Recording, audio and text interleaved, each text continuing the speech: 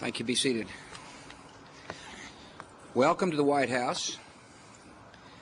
For you Navy fans, it's welcome to the White House again. I'm so honored to welcome the midshipmen from the United States Naval Academy here at the Rose Garden, and I congratulate you for winning your third straight Commander-in-Chief trophy. I also want to announce that Coach Johnson is now a member of the White House Frequent Visitors Club. I appreciate, like a lot of Americans, the football rivalry between our military academies. It's truly one of the country's great traditions.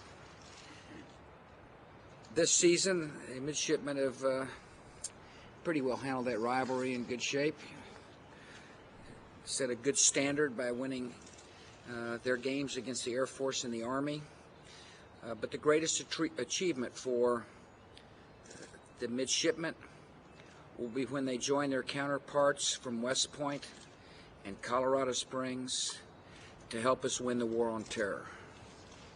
So we're glad you all are here. I'm particularly pleased to see members of the Naval Academy Board of Visitors who are also in the United States Congress, starting with Congressman Steny Hoyer. Thank you for coming, Steny. Congressman Mike McIntyre, proudly wearing that Navy hat. Congressman John Klein. As well, we have Congressman Ben Cardin. Thank you all for coming. Proud you're here. I appreciate the Secretary of the Navy, Don Winter, who's with us. Mr. Secretary, thank you for coming. Admiral Ed Giambastiani. For those of you who don't speak English too well, we call him Admiral G. Happens to be the Vice Chairman of the Joint Chiefs of Staff and a fine man. Admiral Mike Mullen, Chief of Naval Operations. We're proud you're here, Admiral Mullins. Thanks for the job you're doing. As well as Vice Admiral Rod Rempt. Rod, it's good to see you. Thank you for your service. I appreciate the members of the Naval Academy football team who are here. I thank the members of the Naval Academy coaching staff who are here, particularly the head coach, who seems to have done a pretty good job. Might deserve a little pay raise if I might make a suggestion, you know what I'm saying? I don't know if you agree with that or not, Coach. Yeah. This team is a source of great pride for the brigade of midshipmen and Navy fans everywhere. It'll hold a special place in Navy football history. Nothing like making history. This team showed great resilience after losing its first two games in heartbreaking fashion. The team went on to win 8 of the next 10, and 5 of those were come from behind wins. It took a little bit to be a Navy fan this year, you know, a little patience, a little faith. But the faith paid off. The Poinsettia Bowl victory in San Diego was the first time a Navy team has ever won bowl games in back-to-back years. And we congratulate you for that feat. Pretty good deal to win big bowls and study hard and prepare to serve your nation.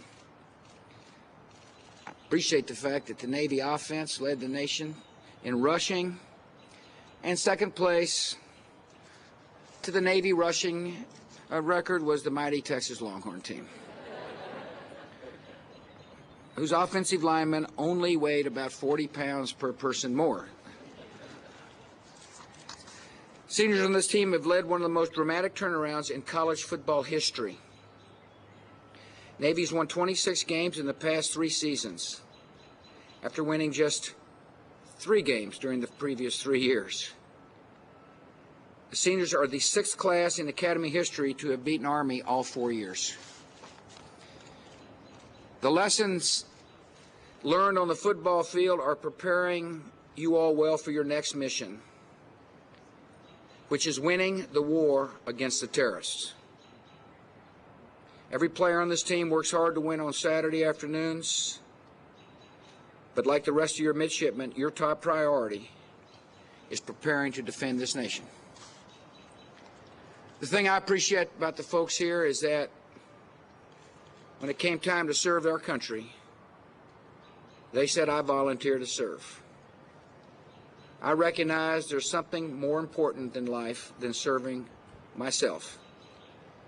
I want to serve my nation. And for that, the American people are really grateful.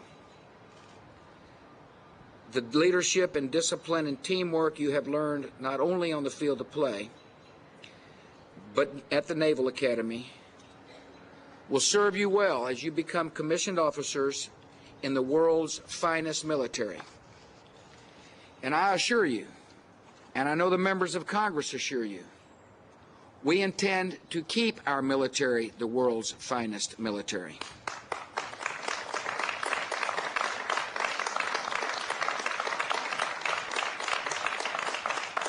This nation is at war, a war we are going to win.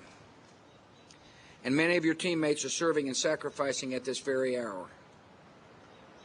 And we send our prayers and best wishes to them. I appreciate the service of people like Marine First Lieutenant Brian Stan, a former Navy linebacker who was awarded the Silver Star last month for his actions and his bravery in Iraq.